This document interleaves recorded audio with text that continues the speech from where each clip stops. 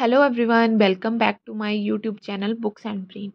I'm your educator Shweta. So today I'm here with a new topic that is angioplasty and stent placement.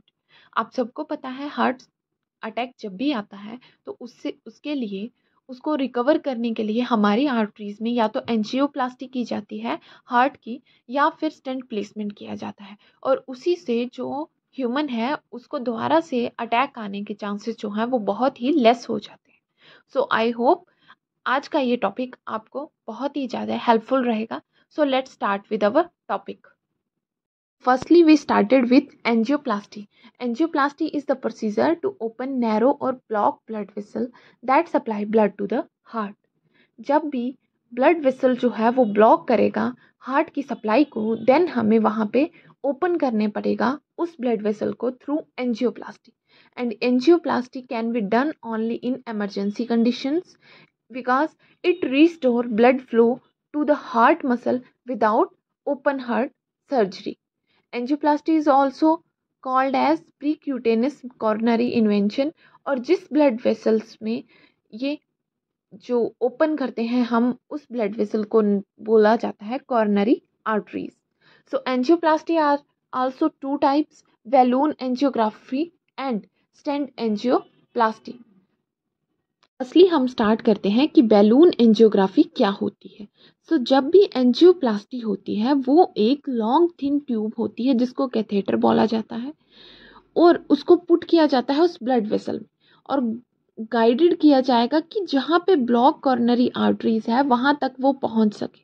जब वो वहाँ तक पहुँच जाता है तो वो अपनी टिप पे वहाँ पे उस एक बैलून जो है वो वहाँ पर ऐड होता है। Once a catheter is in a place, वो जब वहाँ पे ब्लॉकेज वाली आर्टरीज के पास पहुँच जाता है तो वहाँ पर वो बैलून जो है वो इन्फ्लेटेड हो जाता है और उस नैरो एरिया ऑफ हार्ट को ओपन कर देता है।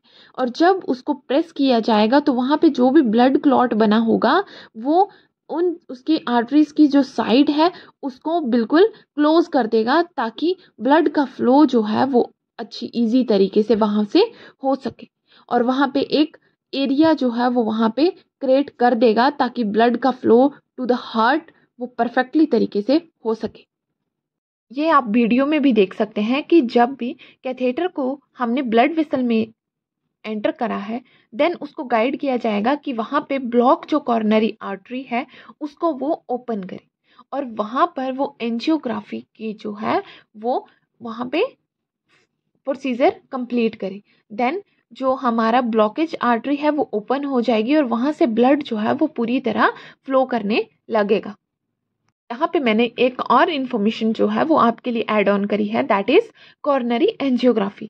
सो फर्स्टली हमें पता है कि जब भी एंजियोग्राफी की जाएगी हमें ब्लॉकेज आर्टरी का पता होगा, बट हमें वो पता कैसे चलेगा? वो पता करने के लिए हमें फ्लोरोस्कोपी करनी पड़ेगी। फ्लोरोस्कोपी एक स्पेशल टाइप ऑफ एक्सरे है जहाँ पे हम एक्सरे मूवी के थ्रू पता लगा सकते हैं कि कौन सी हार्ट की आर्टरीज में ब्लॉकेज है और उसी से हम ये एंजियोग्राफी और स्टेंट का प्रोसीजर जो है वो कंप्लीट कर सकते हैं।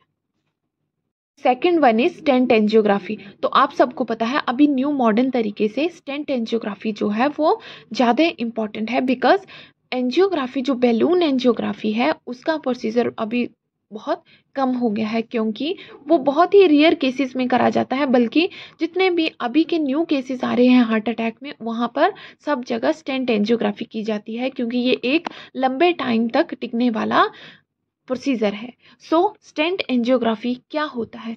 जब भी कॉर्नरी स्टेंट जो है वो एंजियोप्लास्टी प्रोसीजर से एंटर कराया जाता है हमारे ब्लड वेसल्स में तो ये एक tiny expandables metal mesh coil होती है जिसको हम एंटर कराते हैं ओपन करने के लिए हमारी आर्टरी को। जब भी हम आर्टरी को ओपन कराते हैं वो दोबारा से कभी भी क्लोज नहीं होती, इसीलिए स्टेंट एंजियोग्राफी का use as compare to balloon angiography से ज़्यादा किया जाता है। Most of the stent are coated with the medicine to prevent scar tissue, क्योंकि जब भी हम स्टेंट जो है वो एंटर कराते हैं कई बार हमारी आर्टरीज में उसकी वजह से इन्फेक्शन भी कॉज हो जाता है। तो इसीलिए कुछ स्टेंट में ऑलरेडी मेडिसिन जो है वो एंटर कराई जाती है, कोटेड होती है वो ऑलरेडी मेडिसिन से, ताकि जितने भी स्कार टिश्यू हैं वो उनको प्रिवेंट कर सके और वो स्टेंट जो है वहाँ पर लॉन्ग टर्म के लिए रहेगा। These stent are called drug eluting stent और इनको DES भी बोला जाता है. While some stent don't have this medicine coating, they are bare metal stent, इनको बोला जाता है BMS. आई होप अभी तक आपको बैलून एंजियोग्राफी और स्टेंट एंजियोग्राफी में डिफरेंस का पता चल गया है. सो नेक्स्ट हम देखेंगे इम्यूनोलॉजी का अगला topic. So this is all about today topic. I hope you understand the angioplasty, what is balloon angioplasty and stent angioplasty. These three procedures are very important in emergency condition like heart stroke, heart attack. और ये procedure ही करे जाते हैं emergency conditions में ताकि वो heart की जितनी भी कंडीशंस हैं, हार्ट की जितनी भी डिजीजेस हैं, उनको हम क्योर कर सकें. So till then work hard, work for your dreams. Like, share and subscribe my channel. Thank you.